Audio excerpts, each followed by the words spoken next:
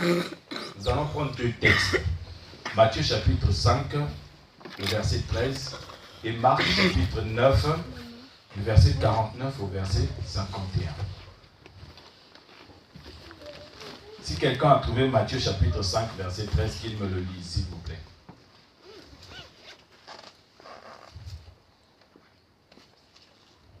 Matthieu chapitre 5, verset 13. Vous êtes vraiment des élèves. Mais si le sel perd sa saveur, avec quoi la lui rendra-t-on? Il ne sert plus qu'à être jeté. Matthieu chapitre 5, verset 13. Oui. C'est ça. Oui. Oui. Lisez-moi d'abord, lisez-moi, continuez à lire et puis lis-moi ça dans une autre. Il ne sert plus qu'à être jeté dehors et foulé aux pieds par les hommes. Bon, lisez-moi maintenant dans une autre version. Je lis au nom du Seigneur. Amen. Vous êtes le sel de la terre. Bien. Mais si le sel perd sa saveur, avec quoi la lui rendra-t-on? Il ne sert plus qu'à être jeté dehors et foulé aux pieds par les hommes. Bien, moi c'était cette partie-là que je voulais, où on dit, vous êtes, quoi? Le sel de la terre. Alléluia. Maintenant on part dans Marc chapitre 9, le verset 49 au verset 51. Là moi-même je vais lire. On nous dit ceci. Car tout homme sera salé de feu. Le sel est une bonne chose. Mais si le sel devient sans saveur, avec quoi l'assaisonnerez-vous? Ayez du sel en vous-même et soyez en paix les uns avec les autres. Alléluia. Vous voyez, cette dernière partie m'intéresse parce qu'elle nous dit ceci. Ayez du sel en vous-même. C'est-à-dire que le sel que vous avez au-dedans de vous se ressorte aussi à l'extérieur pour produire la paix avec tout le monde. Alléluia. Amen. Alléluia. Vous comprenez? Bien. Je vous avais dit la dernière fois que nous sommes en train de déconstruire petit à petit ce qui avait été construit dans votre esprit. Et la dernière fois, nous vous avons parlé de la lumière du monde. Jésus qui dit, vous êtes la lumière du monde. Mais sauf que ici, on nous dit maintenant que vous êtes pas le sel du monde, mais on vous dit, vous êtes le sel de la terre. Il y a une grande différence entre le monde et la terre. Si tu es la lumière du monde, la lumière, elle sert à quoi? À éclairer. Bien. Donc, ça veut dire que si tu es la lumière du monde, ça veut dire que le monde est dans les ténèbres. Alléluia. Amen. Amen. Mais maintenant, si on te dit que tu es le sel de la terre, ça veut dire que la terre est devenue comment? Alléluia. Bien aimé, est-ce qu'il y a des gens ici là qui ont déjà côtoyé leur grand-mère ou leur grand-père? Hein? Vous savez, moi j'ai la chance. Vous avez la chance d'avoir un pasteur qui a vécu avec ses deux grand-mères. Hein? Vous savez, ma grand-mère, à l'époque où il n'y avait pas encore le frigo, hein? Vous savez ce qu'elle faisait? Quand elle achetait de la viande de brousse au marché, elle venait à la maison, moi je m'asseyais, je la regardais. Elle me dit, regarde ce que je vais faire. Et pendant qu'elle est en train de me chanter un chant, elle est en train de mettre du sel sur la viande. Elle est en train de mettre du sel sur la viande. Vous savez, c'était pour faire quoi?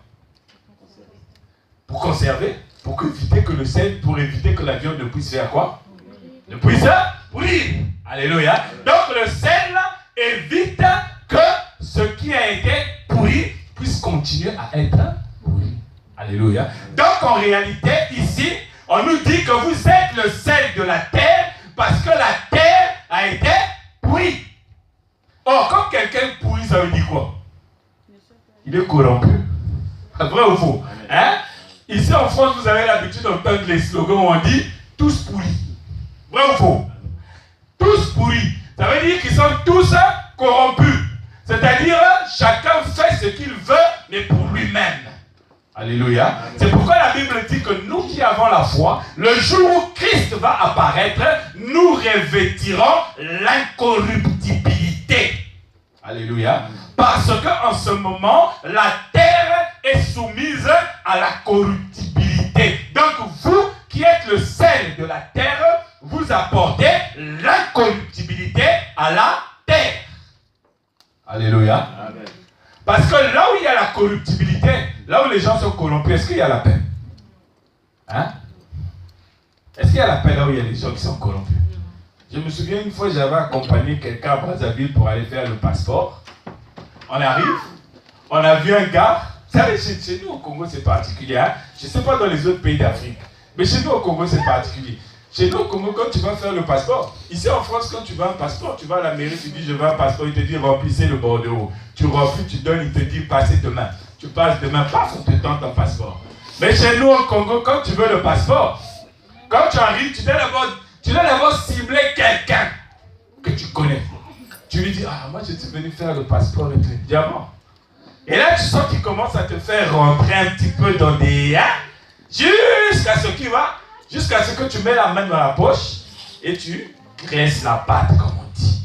Mais quand tu lui as graissé la patte à lui, pour faire le passeport, il faut aussi graisser la patte à un autre là-bas qui va écrire. Parce que celui-là, quand on va lui emmener le cas, il va dire, oh, là tu m'emmènes le cas, là toi tu as mangé, mais moi je n'ai pas mangé.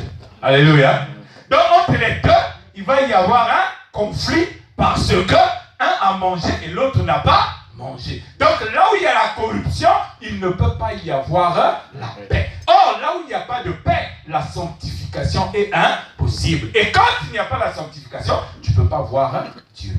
Rechercher la paix avec tous et la sanctification, sans laquelle personne ne verra Dieu. Donc, quand tu es le sel de la terre, ça veut dire que toi, tu apportes l'incorruptibilité là où il y a la corruptibilité. Alléluia. C'est-à-dire, toi, tu viens faire en sorte que ce qui était sujet de conflit devienne un sujet de paix, de tranquillité, parce que tu es le sel de la terre. Alléluia. C'est vrai que quand on nous dit que oui, je suis le sel de la terre, tu es le sel de la terre. Oui, c'est vrai, Jésus a dit que nous sommes le sel de la terre. Nous venons de le lire. Mais quand on parle du sel de la terre, généralement, nous allons du côté du prophète Élisée. 2 Rois chapitre 2, le verset 19 au verset 22.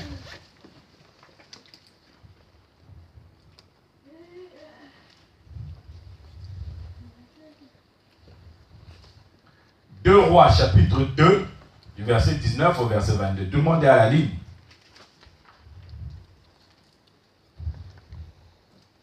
2 Rois chapitre 2. Je lis maintenant.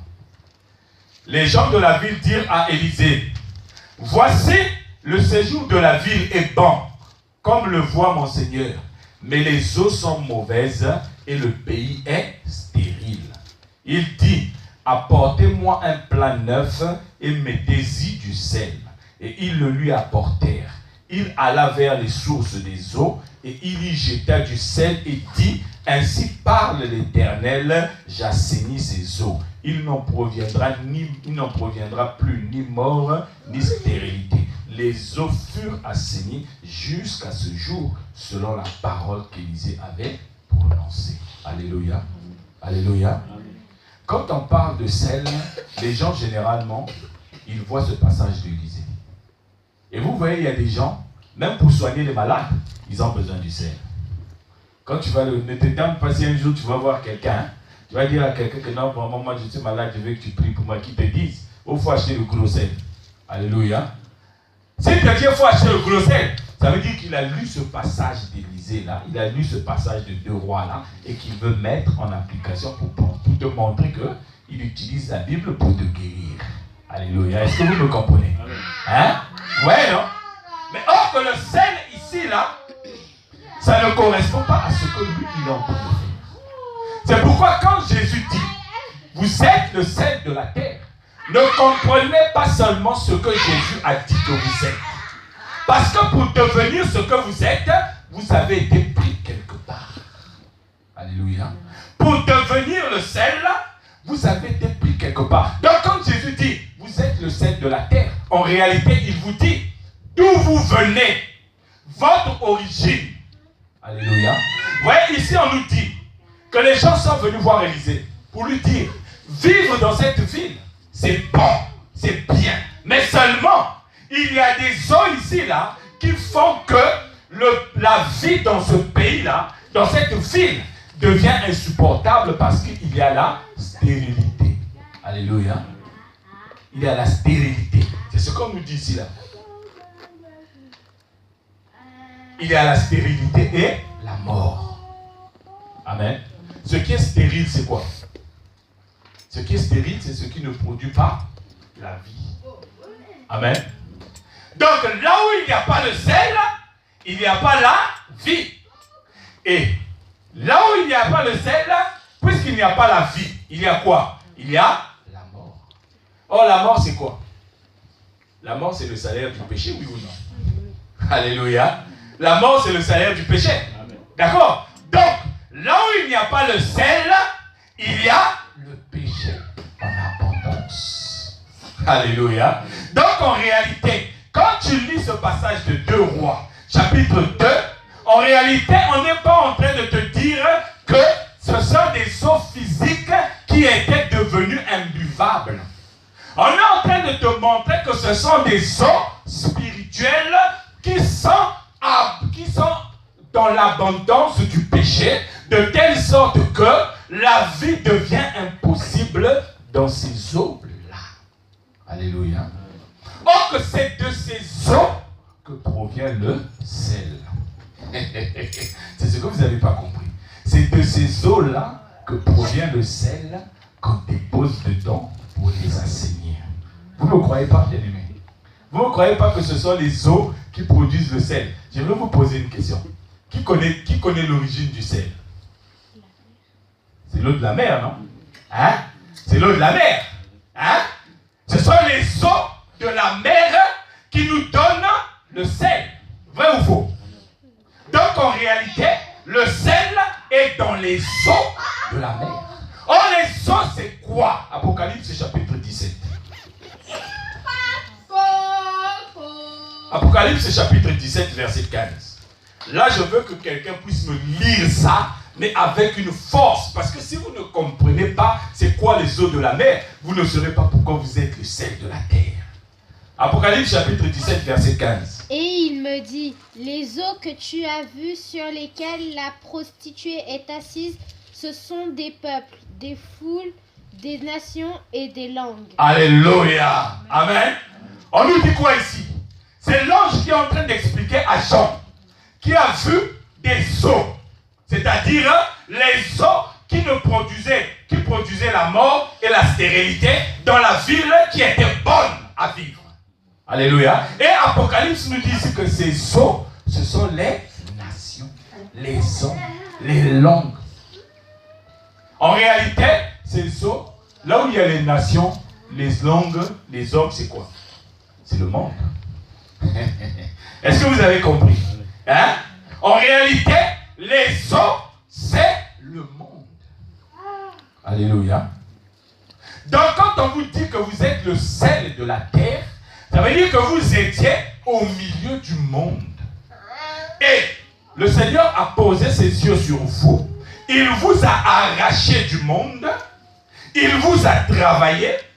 Et ensuite, il vous envoie où? Il vous renvoie dans le monde pour que vous puissiez témoigner de du travail qu'il a fait pour vous. Alléluia. Pour que les gens puissent constater que vous, qui étiez une personne qui n'aimait pas la paix, mais après être passé dans l'usine de traitement des eaux de la mer du Seigneur, que vous puissiez devenir un homme, une femme de paix. Alléluia. Je vous avais expliqué la dernière fois ici, la maman qui m'avait troublé. Quand elle est rentrée dans la maison, le mari a commencé à être désagréable avec elle devant moi. J'étais gêné, mais j'avais en face de moi une maman qui était dans une... Je ne sais pas si un jour, moi, je peux être comme cette maman-là. Hein? C'est-à-dire, tu m'insultes, tu me parles mal, et moi, je continue à sourire, je continue à t'aimer très fort. Alléluia. Moi, dès qu'il y a seulement un mot de travers, après la virgule, je pense que tu n'auras pas le temps de continuer, parce que là, je vais faire comme le frère qui a dit, Jésus, s'il te plaît, sors 2 secondes, hein, reste un peu 2 secondes à côté, que je puisse lui régler son cas et après je te reprendrai. Alléluia. Amen. Amen. Hein? Non. Quand tu passes dans l'usine de traitement du Seigneur, hein, tu étais une eau qui produisait la mort, une eau qui était stérile.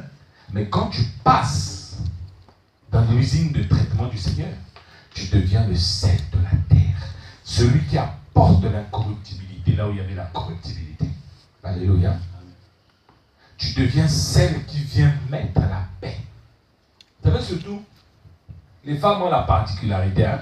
Les femmes, je vous demande pardon par avance. Est-ce qu'il y a des femmes dans la salle ici? Alléluia. Je vous demande pardon déjà par avance. Vous savez, les femmes ont la particularité. Si elles se retrouvent, elles parlent, elles discutent, elles échangent des choses. Et elle, quand elle ira retrouver l'autre derrière là-bas, elle va lui dire, ah tu sais, j'étais avec elle. Oh là là, ce qu'elle a dit sur toi, pardon. Moi, si j'étais à ta place. Alléluia. Vrai ou faux? Hein? Ça, c'est la particularité des femmes. Je ne dis pas toutes les femmes, hein? Ce n'est pas toutes les femmes. Mais c'est la particularité des femmes. J'ai rarement vu une femme à qui on vient apporter une information sur une autre femme et qui dit, oh laisse, le Seigneur va faire, le Seigneur va transformer sa vie, le Seigneur fera en sorte qu'elle puisse elle-même. Alléluia. J'ai rarement vu ça. Vous savez, moi, ma belle-mère, la femme de mon père, hein, la femme de mon père, un jour, elle m'avait scandalisé. J'étais traumatisé. Sa belle-sœur, donc la sœur de ma femme, était avec son mari à la maison. Et sur le mari de ma tante là, je ne sais pas ce qui s'est passé dans sa tête. Un jour, il décide qu'il va prendre une deuxième épouse. Et quand il prend une deuxième épouse, la deuxième épouse était au moins de 20 ans moins âgée que ma tante. Alors, vous savez que généralement, quand la deuxième épouse arrive, c'est elle qui occupe le terrain. Vrai ou faux? Hein? Parce que l'ancienne en a tellement préparé dans cette marmite-là que derrière, c'est devenu tellement sale que bon, le mari se dit, ah, j'ai une nouvelle marmite, maintenant je préfère faire ma cuisine dans cette nouvelle marmite-là. Amen? Et donc, la nouvelle épouse, fort de sa situation de première dame de la maison, elle va commencer à mépriser une femme qui était de 20 ans plus âgée qu'elle. Et vous savez, ma tante, là, la petite sœur de ma mère, de mon père, là, si vous la voyez, c'est une femme, vous allez même vous dire que c'est drogue. Parce que quand elle parle déjà, c'est comme si elle parlait au ralenti. Et quand elle marche, c'est comme si elle marchait au ralenti. Donc, même quand elle engueule ses enfants, c'est comme si elle engueulait les enfants avec des... Hein, vous voyez quelqu'un qui parle, qui dit, mais pourquoi tu fais ça? Bon, imaginez, toi, tu es en train d'engueuler quelqu'un qui te dit, pourquoi tu fais ça? Quelqu'un qui va faire quoi? Hein? Il va arrêter ce qu'il est en train de faire. Hein? Hein? Quand même tu engueules quelqu'un, ça doit être énergie. Oh! Tu arrêtes! Mais quand tu dis, arrête de faire ce que tu es en train de faire, mon fils. Alléluia. Donc, ma tante, c'était ça. Et un jour, elle s'est retrouvée avec cette rivale dans la maison. Le mari est parti au travail. Je ne sais pas ce qui s'est passé. La rivale l'a mordu au bras. La jeune fille l'a mordu au bras. Et donc, elle a couru, elle est venue chez nous là-bas. Elle est venue voir mon père. Oh, Yaya, vraiment, moi, elle m'a mordu. Et mon père lui dit, mais c'est pas grave, on attend que ton mari rentre et puis on va arranger ça et tout. Et mon père s'est levé pour partir derrière sa femme, dit, ah, c'est ça que t'as fait? Non, c'est pas possible. Et tu sais ce qu'elle t'a fait? Elle t'a laissé un cachet. Tous les jours, quand tu regarderas cette cicatrice-là, tu penseras à elle. Moi, si j'étais toi, comme elle appelait Yaya, parce qu'elle était plus grande que elle dit, moi, si j'étais toi, je partirais aussi lui laisser un cachet. Et moi, j'étais là, je les écoutais parler. J'avais quel âge à l'époque? Je devais avoir, je crois, 10 ou 11 ans. Même moi, j'avais même pas l'âge de ma fille. Et je les écoutais parler. Et elle dit, tu sais, hein, faut aller lui laisser un cachet là-bas. Tu sais, et l'autre, ma tante lui demande, je vais faire comment pour lui laisser? Mais je ne peux pas aller la mordre, moi aussi, parce qu'elle ne me laissera pas la mordre. Elle dit, non, tu sais ce qu'on va faire? Tu prends une gilette, hein, vous savez, les lames coupantes, là. Tu prends ça, va, elle envoie quelqu'un à l'acheter. Hein. Elle dit, va acheter une lame là-bas. On va en acheter une lame neuve. Elle dit, on va plonger ça dans du sucre. Ça va sécher et tu vas aller avec ça. Quand tu vas arriver, tu fais mine, hein, tu es venu pour lui demander juste des comptes. Mais c'est sûr qu'elle va dire, ah, fiche-moi la paix. Dès qu'elle se retourne pour te donner le dos, tu lui passes cette lame-là à un endroit où elle va avoir une cicatrice ou quand elle... Et ma tante est partie aussi. Et moi, tout bête que j'étais, j'ai dit, il faut que je suive cette femme-là pour voir ce qu'elle va faire. Et je marchais derrière elle. Je marchais derrière elle. On est arrivé. Et là, je la vois, elle rentre dans la maison, elle commence à insulter. Toi, tu m'as. Et comme elle parlait lentement, sa rivale méprisait, sa rivale a tourné le dos. erreur fatale. Quand elle a tourné le dos, ma tante a pris la lame, elle lui a laissé une cicatrice ici au visage. Et elle est repartie. Et voilà. Alléluia. Est-ce que vous comprenez? C'est ça que je suis en train de vous expliquer, que les femmes en général, elles ont la particularité de ne pas savoir mettre la paix là où il y a le conflit. Alléluia. Prenez un homme et une femme dans la maison qui vont se disputer. Le monsieur, quand il aura prononcé 2 mots seulement, la femme, vous pouvez même déjà remplir le congélateur avec les mots qu'elle est en train de prononcer. Vrai ou faux? Amen. Amen. Vous voyez, non? C'est pourquoi on dit toujours aux hommes, toi tu es comme une femme, quand tu te disputes, on dirait une femme. Pourquoi? Parce que les femmes, généralement, quand elles parlent, je ne sais pas pourquoi. Vous-même, vous me direz ça un jour peut-être, je ne sais pas. Mais les femmes, généralement, c'est ça. Mais la Bible te dit, toi, quand tu es le sel de la terre, ça veut dire que tu es rentré dans l'usine du traitement du Seigneur. Et dans cette usine, on a fait de toi un homme et une femme qui produit maintenant la paix. Alléluia. Parce que la Bible dit que le monde entier est dans le péché. Tous ont péché. Pourquoi? Parce qu'ils sont dans le monde. Alléluia. Parce que le monde, c'est la terre qui a reçu la corruptibilité du malin. C'est-à-dire, le malin, quand il a posé ses pieds sur la terre, il a pourri la terre. C'est pourquoi la Bible dit que tu es poussière, tu retourneras à la poussière. C'est-à-dire, toi tu es de la terre et tu seras de la terre pourrie entre les mains de Satan, parce que Satan, c'est le serpent qui ne se nourrit que de poussière. Alléluia. Vous comprenez? Mais Satan, il a le droit de se nourrir seulement de poussière, c'est-à-dire de la terre. Mais toi, Dieu dit de toi que tu es devenu le sel. Ça veut dire que Satan ne peut plus te manger. Amen. Ça, c'est l'information que tu dois aussi avoir ce matin. Que quand tu es devenu le sel de la terre, ça veut dire que tu étais poussière avant, mais tu es passé dans l'usine de traitement du Seigneur, et le Seigneur a fait de toi le sel. Et par conséquent, toi, Satan ne peut plus te manger. Amen. Alléluia. Amen. Vous savez, celui qui mange, c'est celui qui a le pouvoir sur ceux qui le mangent. Alléluia. Si le lion peut manger la gazelle, c'est parce que le lion a le pouvoir sur la gazelle. Donc le lion peut lui imposer, aujourd'hui j'ai faim, c'est toi que je vais manger. Alléluia. Amen. Si toi tu as faim et que tu as vu un morceau de pain dans ton cave manger, tu ne vas pas aller demander au morceau de pain, s'il te plaît, est-ce que je peux te manger parce que j'ai faim?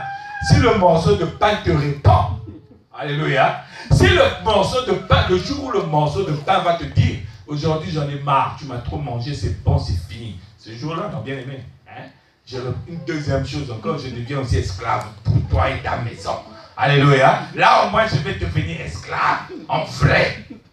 Alléluia. Parce que je sais, le jour où le pain dira ça, ça veut dire que Jésus est revenu. Et moi je suis plus sur terre. Amen. Parce que celui qui a le pouvoir, c'est celui qui impose. Amen. Amen. Donc quand tu es le sel de la terre, Satan ne peut plus t'imposer les soucis. Quand tu es le sel de la terre, Satan ne peut plus t'imposer les problèmes.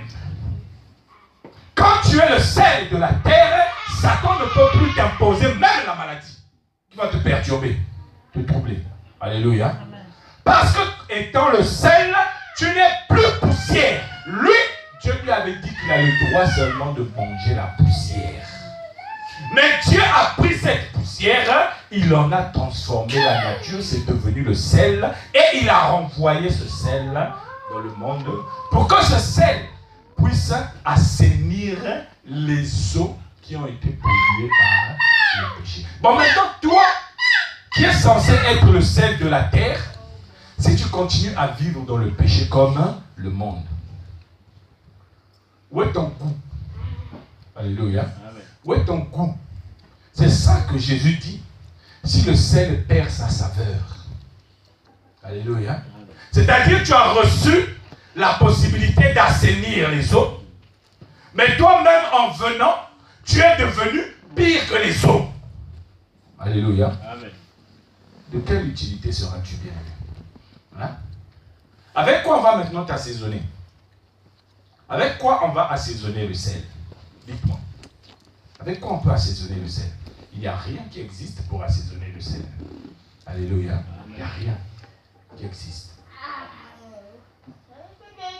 Le sel, une fois qu'il est rentré en place, le sel doit faire la différence. Le sel doit faire la différence. Bien aimé, hein?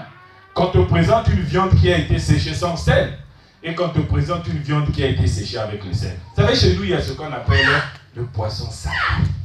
Alléluia. Est-ce qu'il y a des gens qui connaissent le poisson salé ici? Hein? Vous allez voir, hein? 99%, on va dire 99% des Congolais aiment le poisson salé. C'est un poisson séché. Il est séché comme on sèche le poisson fumé. Mais vous présentez à une personne le poisson salé, vous lui présentez le poisson fumé. Son réflexe, vous savez le réflexe, ça sera quoi? Hein? Il va aller vers le poisson salé. Vous savez, moi quand des gens viennent, moi quand je suis en Afrique, les gens viennent me dire, oh je vais t'emmener le poisson fumé. Je dis, ah tu sais, moi je ne mange pas le poisson fumé, je suis allergique, ça me sort des boutons sur le corps. Pourquoi? Parce que je veux éviter de blesser la personne, lui dire que je n'aime pas le poisson fumé. Pourquoi? Parce que c'est un poisson qui a été séché sans sel. Alléluia. Est-ce que vous comprenez? Hein? Ceux qui aiment manger le poisson fumé, c'est ceux qui ont certainement été habitués dans leur jeunesse, ou alors c'est des malades. Et, bien aimé, si tu es diabétique, on t'a interdit le sel. Est-ce que tu as mangé le poisson fumé et le poisson salé? Tu veux manger un poisson fumé? On te propose un poisson salé. Tu vas le manger, oui ou non? Mais si on te propose le poisson fumé, tu le manges, oui ou non? Ah! Bien, si j'ai tendance de dire que c'est que les malades qui mangent des poissons fumés. Alléluia. Non, bon, je ne dis pas. Ça, c'était un. Mais, les gens qui aiment le poisson fumé, c'est des gens qui ont été habitués à ce goût-là depuis leur enfance. Amen. Ou c'est des gens qui ont découvert. Et d'abord, je n'ai jamais compris pourquoi les gens aimaient le poisson fumé. Si j'étais président de la République, je sortirais un décret, j'allais dire plus de poisson fumé dans ce pays-là. Alléluia. Hein? Mais le poisson salé, il faut aller dans des fêtes de Congolais, bien aimé. Hein? Il faut aller dans les fêtes des Congolais. Moi, quand je vais dans les fêtes des Congolais, dès qu'on me dit allez vous servir, je parcours le buffet. Avant de me servir, je parcours le buffet. Dès que je repère le poisson salé, je vais chercher mon assiette. Mais s'il n'y a pas de poisson salé, je repars m'asseoir. Je dis donnez-moi une bouteille de jus et je bois mon jus. Amen. Parce que le sel vient pour assainir. Alléluia. Vous savez, assainir, hein? Assainir, c'est un mot qui est très profond. Dans assainir, il y a rendre sain, rendre pur, rendre bon. Alléluia. Hein? Donc, quand toi, tu as été transformé en sel, c'est pour rendre la vie dans le monde qui était devenue douloureuse, compliquée, difficile pour beaucoup de gens. C'est pour rendre cette vie bonne, douce. Alléluia. Amen. Mais combien de personnes peuvent se réjouir de ta présence à côté d'eux, toi qui dis que tu es le sel de la terre? Combien de personnes? Alléluia. Amen. Combien de personnes? Tu as déjà ramené quel mari vers sa femme ou bien quelle femme vers son mari, si ce n'est pour l'encourager. Ah, tu sais, il t'a trompé. Hein? Ah, moi à ta place. Alléluia. Amen. Quand tu es enfant de Dieu, tu es le sel de la terre. C'est-à-dire tu étais au milieu des eaux. Vous savez, quand Dieu parle à Paul, allons dans Actes chapitre 26, pour que vous puissiez bien comprendre que je ne suis pas en train de vous raconter des histoires ici. Actes chapitre 26.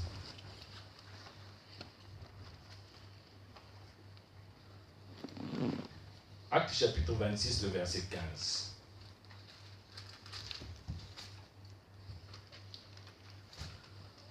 On nous dit ceci. Je répondis, oui, qui es-tu, Seigneur? Qui es-tu, Seigneur? Et le Seigneur dit, je suis Jésus que tu persécutes.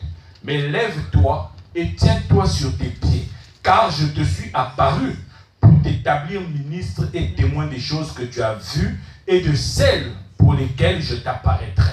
Écoutez le verset 17, ce qu'il dit. Je t'ai choisi du milieu de ce peuple et du milieu des païens vers qui je t'envoie. Alléluia. Jésus est en train de parler à un homme qui se comportait comme un gros pécheur vis-à-vis de l'Église. Et il lui dit, je t'ai choisi, je t'ai pris du milieu des païens, c'est-à-dire du milieu des nations, du milieu des eaux qui produisent la mort et la stérilité. Je t'ai pris du milieu de ces eaux-là et je t'ai établi ministre, c'est-à-dire j'ai fait de toi le sel pour cette terre qui a été pourrie. Alléluia. Amen. Et il dit, je t'apparaîtrai pour des choses. Alléluia.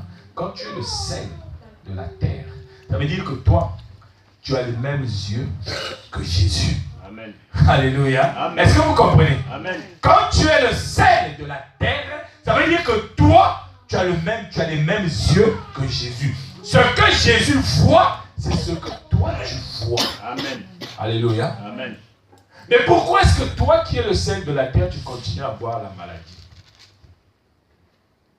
Vous savez, quand j'ai lu ce passage un jour, et j'ai compris pourquoi est-ce que, quand Eutychus est tombé du je ne sais pas de quel étage, il est mort. On l'a emmené à Paul.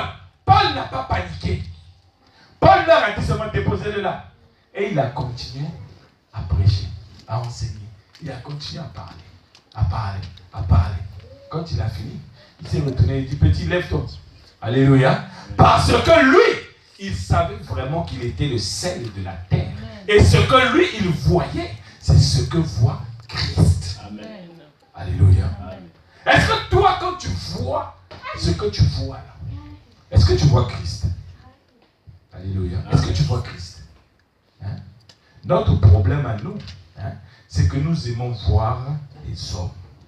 Nous aimons entendre les hommes. Quand l'homme a dit, ah. Quand l'homme a parlé, ah. Quand l'homme a fait, ah. Alléluia. Amen. Notre problème à nous, c'est ça. Nous ne voulons pas être le sel de la terre pour voir ce que Christ voit, mais nous voulons être le sel de la terre pour que ça soit un slogan. Alléluia. Bien aimé, si tu vois ce que Christ voit, je pense que dans ta vie, hein, même une aiguille qu'on va mettre dans ton corps, tu ne sentiras même pas la douleur. Hein? Moi, si je voyais ce que Christ voit aujourd'hui, là, je pense que quand j'étais jeune, quand on me mettait des injections, j'allais pas. Vous savez, ah Seigneur. Vous savez, j'étais en train d'expliquer à ma fille. Moi, quand on me mettait une injection, bien aimé, hein, de la bouche, l'autre qui me tenait la main gauche, la main droite, et il y en avait qui me stabilisaient. Parce que tant que je n'étais pas stabilisé, on ne m'avait pas fermé la bouche. Je sortais des insanités pour impressionner les gens qui devaient me piquer. Parce qu'avant même d'être piqué, déjà j'avais mal. Alléluia. Ça vous fait rire, hein? Avant même d'être piqué, j'avais déjà mal. Alors, toi qui es le sel de la terre, avant même déjà d'être malade, tu commences déjà à confesser la maladie. Alléluia. Il y a des gens aujourd'hui, quand ils mangent un produit, ah, c'est sûr que ça ne va pas me causer des problèmes de santé. Alléluia. Mais qui t'a dit que si tu manges ça, ça va te poser des problèmes de santé? La Bible dit, tout ce que Dieu a fait est bon, l'essentiel est de le prendre avec action de grâce. Alléluia. Mais alors, quand on vient vous dire, ah, il faut manger, il y a des gens qui sont devenus spécialistes du bio ici, là. Alléluia. Hein? Ils se reconnaissent, il y a des gens qui sont devenus spécialistes du bio. Quand il va dans le supermarché, direction. Vous avez un stand de bio ici, là. Et il suffit seulement qu'il entende le caissier, je ne sais pas qui lui dit, non, on n'a pas de stand de bio, il prend son sac, au revoir. Il dit même pas au revoir, il sort. Parce que soi-disant le bio, ça te maintient en bonne santé. Bien aimé, si tu n'as pas Christ, ta santé là, bio ou pas bio, c'est parti. Alléluia. Amen. Quand tu es le sel de la terre, même moi je ne peux pas t'imposer quelque chose pour te dire il faut faire ça. Parce que tu sais que ce que toi tu vois, c'est ce que Christ voit. Parce que tes yeux, ce sont les yeux de Christ. Amen. Alléluia. Amen. Parce que tu es le sel de la terre. Amen. Amen. Et moi, je suis vraiment consterné de voir des enfants de Dieu être manipulés comme je manipule mon petit garçon. C'est là mon petit garçon, là, je peux lui faire croire n'importe quoi. Hein? Parce que je sais que c'est moi qui contrôle son intelligence. Alléluia. Je contrôle son intelligence. S'il me dit, papa, tu avais dit qu'on va aller au McDo. Je lui ai dit, oui, on ira au McDo. Mais au fond de moi, je sais que je l'emmènerai pas au McDo. C'est une promesse vaine que je lui ai faite. Alléluia. Est-ce que vous comprenez? Hein? Il m'a dit, oui, papa, tu avais dit lundi, on ira au McDonald's lundi aujourd'hui. Là. Je dis, non, c'est pas ce lundi-là, j'avais dit, c'est le lundi d'après. Et quand on arrivera le lundi d'après, je lui dis, non, c'est pas ce lundi-là. Et lui, il est obligé d'accepter tout ce que je lui dis parce que c'est moi qui contrôle son intelligence. Alléluia. Est-ce que vous me comprenez? Amen. Mais toi, quand tu es le sel de la terre, ce n'est plus le malin qui contrôle tes pensées. Ce n'est plus le malin qui contrôle ta vie. Tu commences maintenant à voir ta vie être contrôlée par celui qui a vaincu le malin. Amen. Alléluia. Amen. Alors, comment toi, tu vas expliquer que tous les jours, c'est toujours toi qui te fais escroquer? Tous les jours, c'est toujours toi qui te fais manipuler? Tous les jours, c'est toujours toi qui te fais avoir? Alors que tu dis que tu es le sel de la terre. Alors, il y a un problème. Ou tu as reçu Jésus dans ta vie, ou tu as reçu un homme dans ta vie. Si tu as reçu un homme dans ta vie, je préfère te dire qu'aujourd'hui que tu n'es pas le sel de la terre. Amen. Alléluia. Amen. Tu as encore la terre qui est pourrie et qui est mangée par le serpent. Amen. Alléluia. Amen. Mais si tu as reçu Jésus dans ta vie, bien-aimé, hein, tu es devenu le sel de la terre. Et comment est-ce que Jésus fait pour transformer l'eau les eaux en sel? Marc chapitre 1. On revient dans Marc chapitre 9.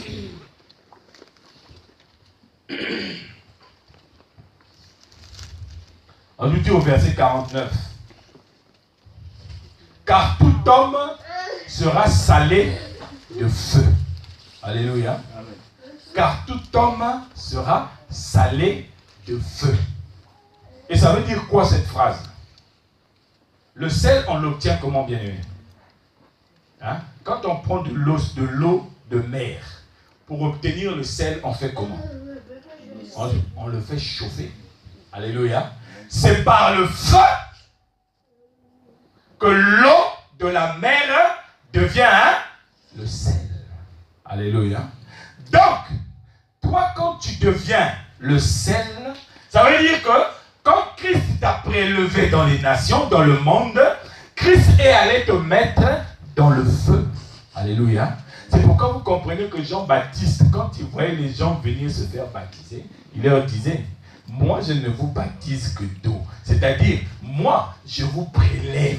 Moi je vous prends. Je vous prélève. Mais je vais vous donner à une autre personne. C'est cette personne-là qui va vous baptiser de feu. C'est-à-dire, c'est cette personne-là qui va faire sécher tout ce qui est du monde en vous, tout ce qui est de la poussière en vous, tout ce qui est de la nourriture qui attire Satan vers vous, en vous. C'est lui qui va vous baptiser de ce feu-là pour vous ramener au milieu du monde pour que le monde puisse voir que là, c'est un homme de paix, une femme de paix. Alléluia. Amen. Le feu que Jésus nous apporte nous permet de nous débarrasser des habitudes du monde. Alléluia. Amen. Amen. Le feu que Jésus nous apporte nous permet de nous débarrasser de tout ce qui faisait que le monde trouvait que nous lui ressemblions. Alléluia. Bien-aimé, si tu aimais les fétiches quand tu étais dans le monde, hein, quand Jésus t'a pris, il t'a prélevé, il t'a emmené, il te fait passer par le feu. En toi, il ne doit plus rien y avoir qui est attiré par les fétiches. Est-ce que vous me comprenez? Amen. Si tu aimais l'impudicité quand tu étais dans le monde, une fois que Jésus t'a transformé, que tu es devenu le sel de la terre, tout ce qui en toi aimait l'impudicité ne doit plus exister. Alléluia. Si tu aimais le mensonge, quand tu étais au milieu des nations, de ces eaux qui ne produisent ni la mort, qui produisent la mort et la stérilité, quand Jésus t'a prélevé, tu es devenu le sel. Il a mis le feu qui t'a transformé en sel. alors tu ne dois plus, le mensonge ne doit plus être ta nourriture quotidienne. Alléluia. Amen.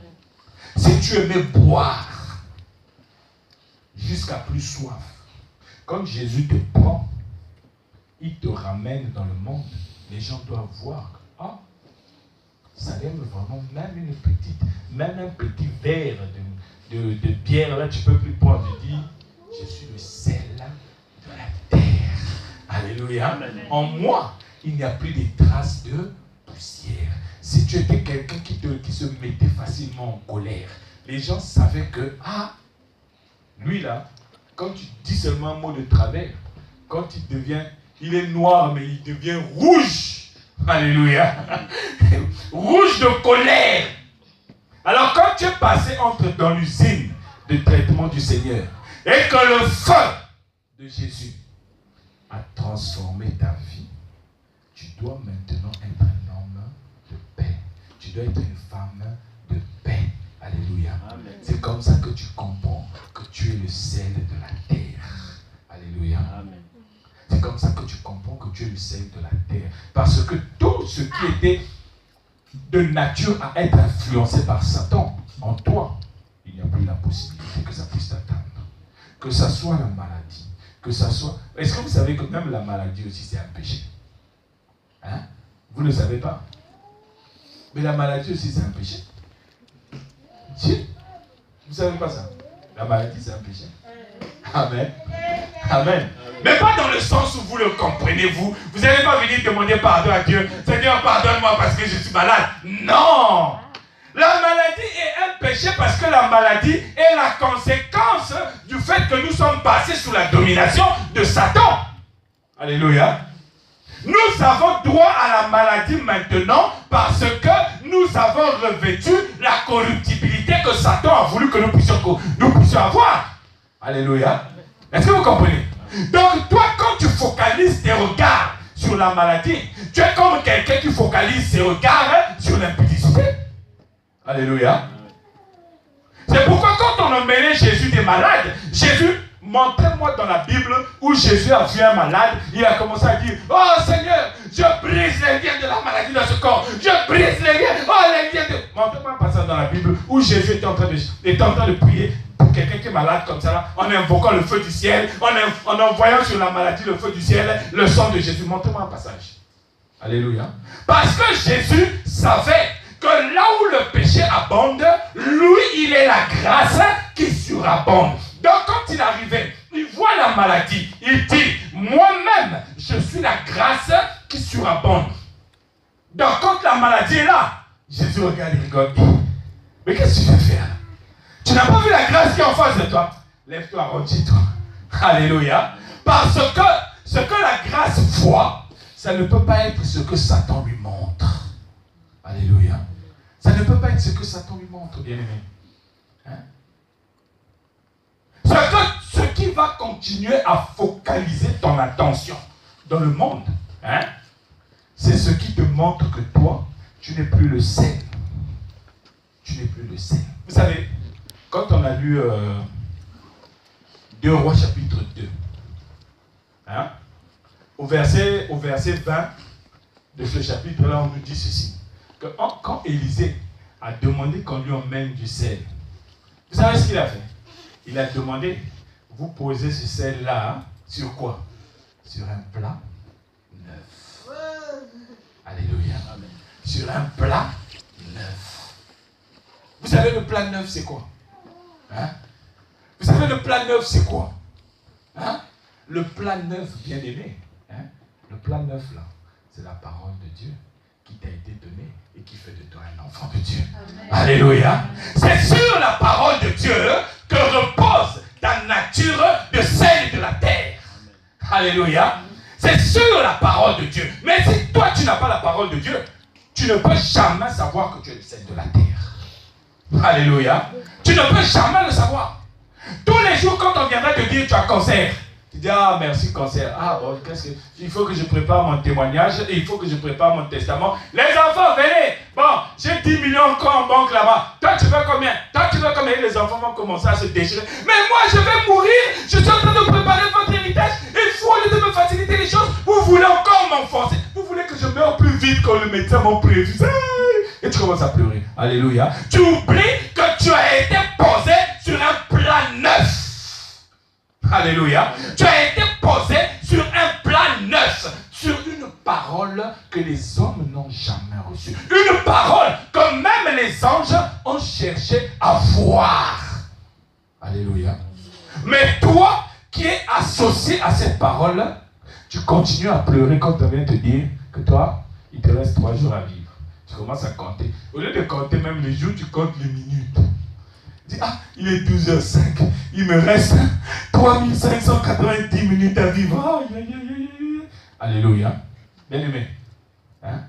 Moi-même, si aujourd'hui on me disait il me reste 2 secondes à vivre, je vais dire, Seigneur, enlève encore 1 seconde, que ça reste seulement 1 seconde. Bon, je sais que ma femme va être triste si je dis ça.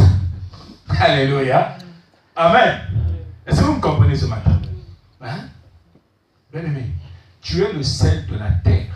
Parce qu'on t'a pris, tu es rentré dans l'usine, le feu t'a transformé.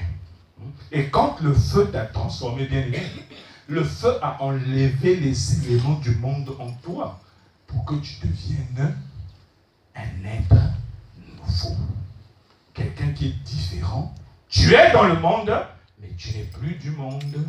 Alléluia. Tu es dans le monde, mais tu n'es plus du monde. C'est-à-dire que tu ne participes plus aux mêmes choses que le monde. Alléluia. Hein? Maintenant, vous allez comprendre ce que le feu fait pour vous transformer en sel. Éphésiens chapitre 4, verset 20. Verset 24.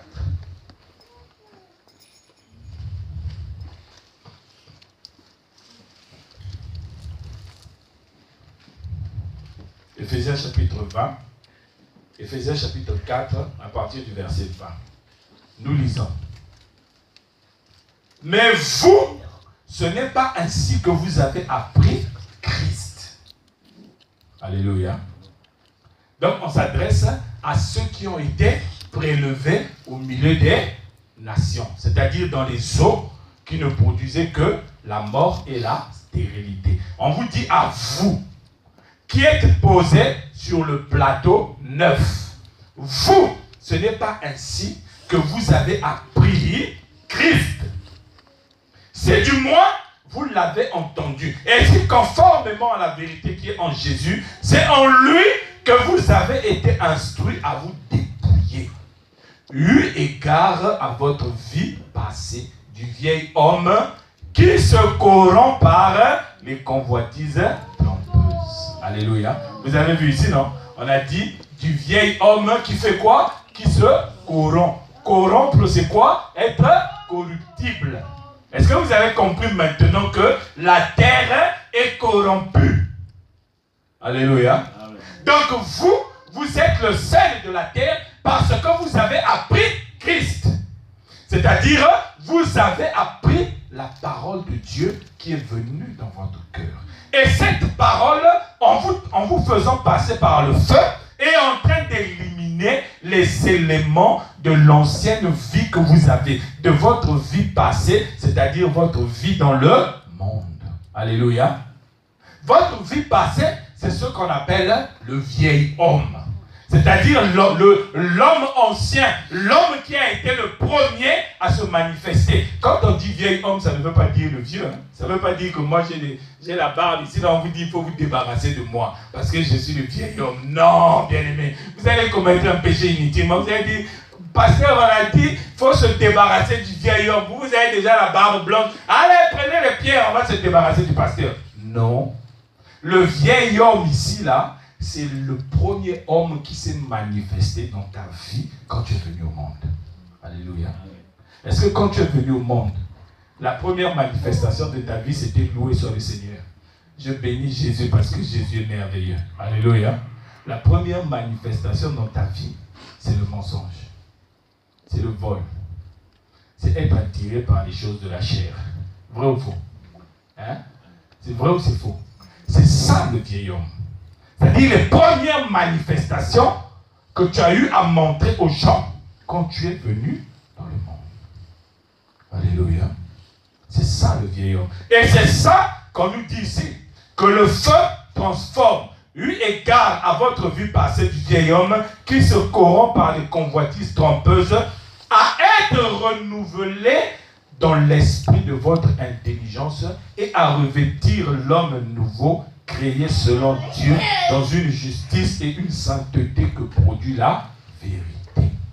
Alléluia. Ouais. Donc, le sel de la terre, c'est celui qui était le vieil homme et qui est devenu, à cause du feu, il est devenu l'homme nouveau. C'est-à-dire l'homme qui privilégie la paix, l'homme qui privilégie la sanctification, l'homme qui privilégie de voir Dieu, l'homme qui privilégie de voir les mêmes choses que Jésus. Amen. De telle sorte que même si on te présente ton enfant qui est malade, toi tu sais qu'à travers ton enfant, tu vois l'image de Christ qui est en train d'opérer des prodiges et des signes. Alléluia. Alléluia. Quand on te dit que c'est bloqué par ici, là, toi tu vois ce que Christ voit à travers le blocage. Parce que toi, tu es le sel de la terre. Alléluia. Alléluia. Bien aimé, chaque fois que tu vas dire, je vais te dire une chose ce soir, ce matin. Chaque fois que tu diras, je suis le sel de la terre. Chaque fois que tu diras, moi, Salem, tu ne vas pas dire chez toi, moi, Salem. Tu vas dire ton prénom à toi. Parce que si tu commences à dire, moi, Salem, on va dire, mais, alléluia, tu dis ton prénom. Moi, je dis, moi, Salem. Chaque fois que je dirai que je suis le sel de la terre, si je vois un gros bouton sortir de ma tête là qui commence à me montrer, ah, toi, ça c'est le zona qui va t'emporter. Et quand je regarde ce bouton, je lui dis, je suis le sel de la terre. Ce que moi je vois, c'est ce que Christ voit. Et ça m'étonnerait que Christ voit ce bouton-là. Donc si tu ne disparais pas de toi-même, tant pis pour toi. Alléluia. Amen. Le bouton aura honte. Il va partir de lui-même. Alléluia. Vous savez, quand quelqu'un vient chez vous et que vous ne vous occupez pas de lui, à la fin il fait quoi? Est-ce que vous avez déjà vu quelqu'un qui arrive quelque part, on ne s'occupe pas de lui, on ne fait rien, et il continue à rester là? Vous avez vu les gens comme ça? Ça c'est des sorciers. Alléluia. Parce qu'une personne normale, quand tu arrives quelque part, on ne s'occupe pas de toi, on ne te calcule pas. Au bout d'un moment, tu es obligé de plier tes bagages et de partir. Amen. Amen.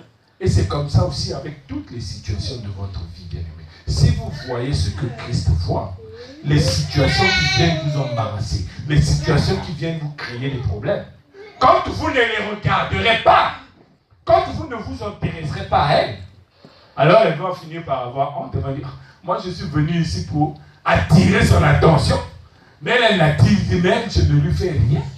Mais ça sert à rien. Alléluia. Hein? Donc, bien aimé, à partir d'aujourd'hui, quand tu te regardes dans le miroir, tu dis, je suis le sel de la terre. Hein? Si on t'a regardé là-bas comme étant quelqu'un qui est au chômage, tu dis, moi, je suis le sel de la terre. Je ne sais pas si Christ peut voir le chômage dans sa vie, mais moi, je vois ce que Christ voit. Vous allez voir que le chômage de lui-même, il va fuir.